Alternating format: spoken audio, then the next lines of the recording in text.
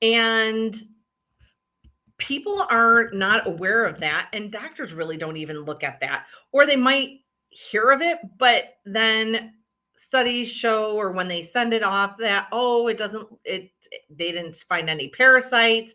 Well, that's the same kind of concept of when you send in a poop sample, that, oh, I didn't see any parasites in the stool sample, but yet my patients are pooping out parasites all over the place.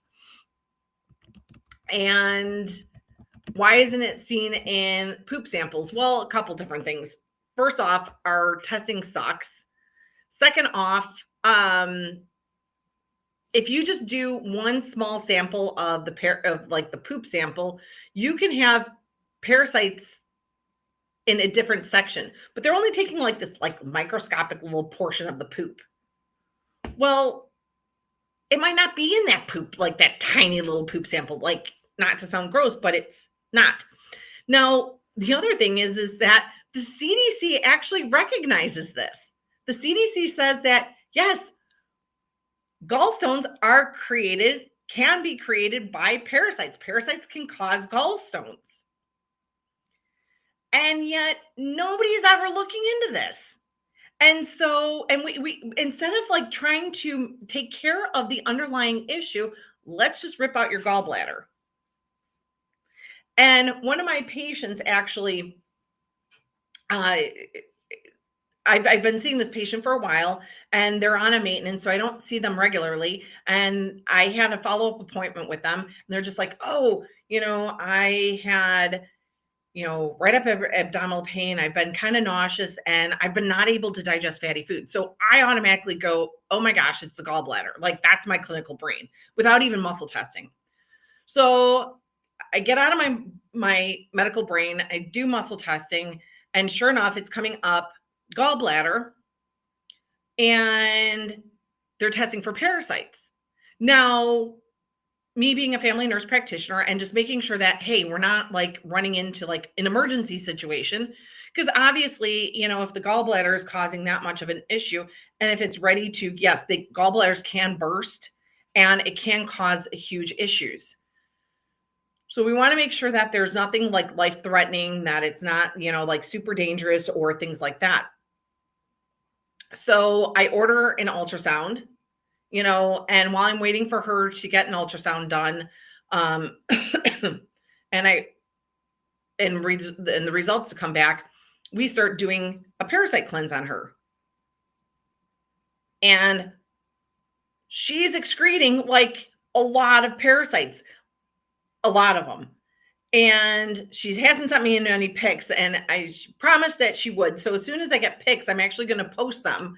But she started pooping out a lot of parasites. And there are certain things that you can actually take to help break up gallstones. So I love Tudka there's a couple different companies. Cellcore Aegis Formulas has a Tudka. I love Fast Food by Standard Process. These can help to break up gallstones. So really, really highly recommend. And then we dose the patient to find out like how much do they need for that person to be able to break up that gallstone, and for your body to excrete in the gallbladder to like release toxins and flush out the gallbladder and things like that. So they're on a pretty hefty dose of fast food right now. And we have another supplement from Standard Process, Colocol, to help with gallbladder. And she's pooping out parasites. She's still tender. This has only been like a week and a half.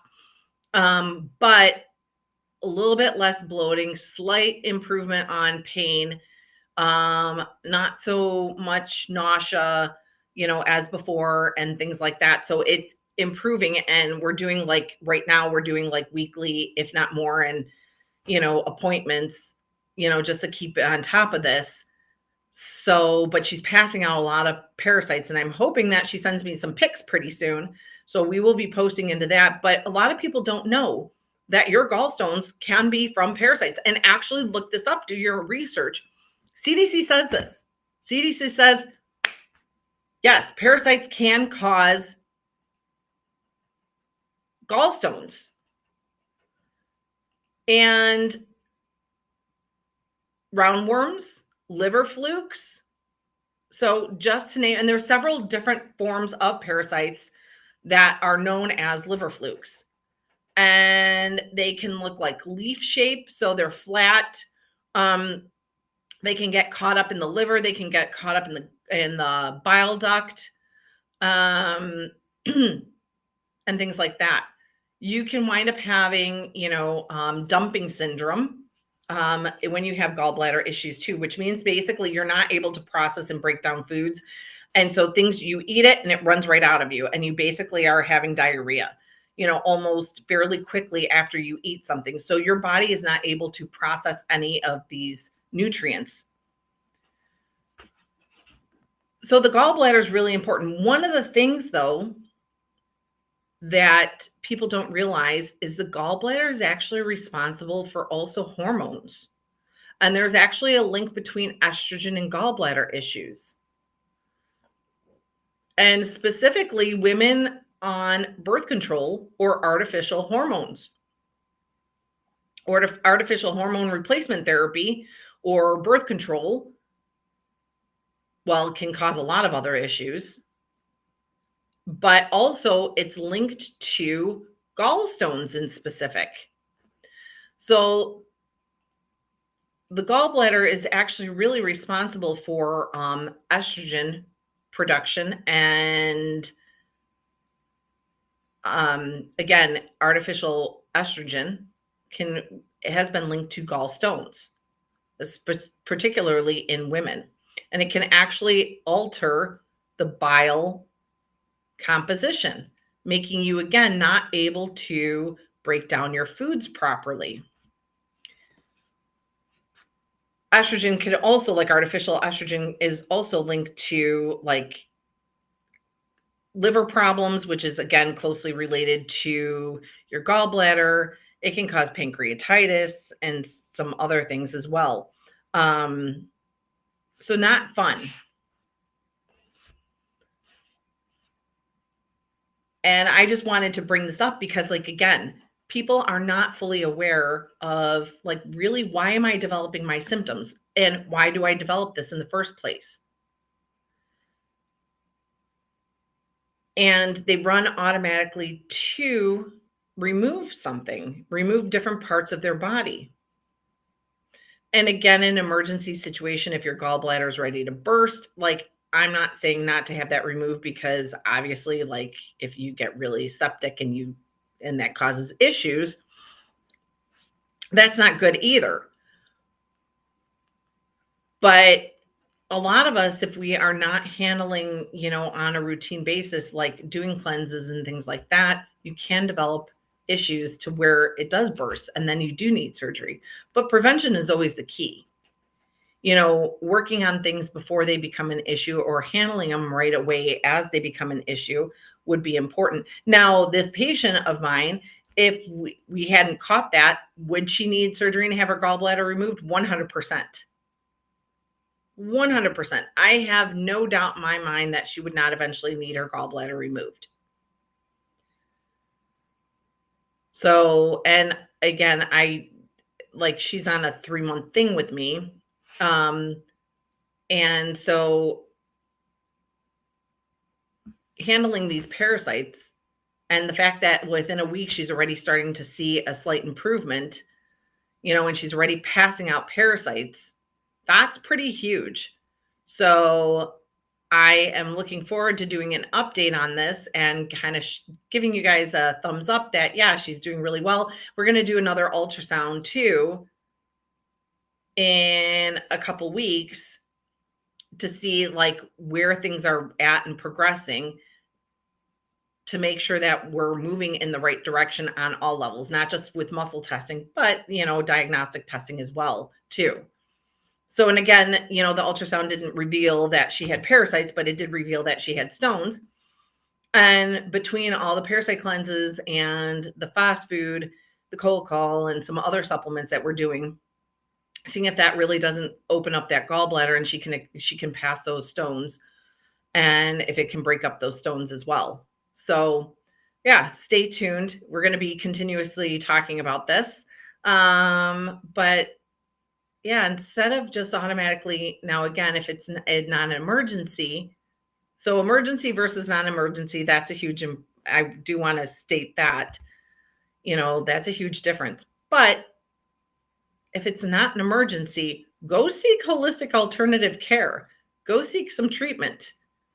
You know, those parasites are probably causing more issues than just gallbladder issues. I can guarantee you that. And why are we not doing, parasite cleanses on a routine basis? If you haven't done a parasite cleanse, why are you not doing one? Why are you not seeking some help in getting a parasite cleanse done? So, and by the way, I've heard some people not feeling good after doing a parasite cleanse. That's because they're trying to do it, quite honestly, on their own. So, and I'm not just saying, come to my practice. That's not what I'm saying. Go seek a holistic practitioner that can help you do a proper parasite cleanse. And it's going to take more than just a 2-week cleanse to get rid of parasites, especially if you've never done one before. Because it takes a while for you to get rid of all the parasites. So go find a good holistic practitioner that can help you do this. Because if you don't have the proper drainage, you don't have the proper binders and things like that, you're not going to feel well, and you can actually cause more, quite honestly, more harm than good, because you're going to feel like crap, to be quite honest. So go find a good holistic practitioner. For some reason, we turn around and we will take our cars into, to a mechanic to get things looked at. We will do everything else to get, to a professional. But for some reason, when it comes to holistic health, people want to do it on their own. And then they wonder why it doesn't work, or they wonder why they don't feel good, or they complain about it and say it's a whole bunch of hocus pocus. Go seek a good holistic practitioner that can help you. They're trained to do this, to get you the results that you're looking for. If you would like help, you would want to know more about what we do, then give us a call. Phone number is 708-694-4092, and we have virtual and in-person appointments. So if you have any questions, don't hesitate to reach out, mention something in the comments, and I will be looking at the comment section and trying to answer any questions that you guys have. All right. Have a good one.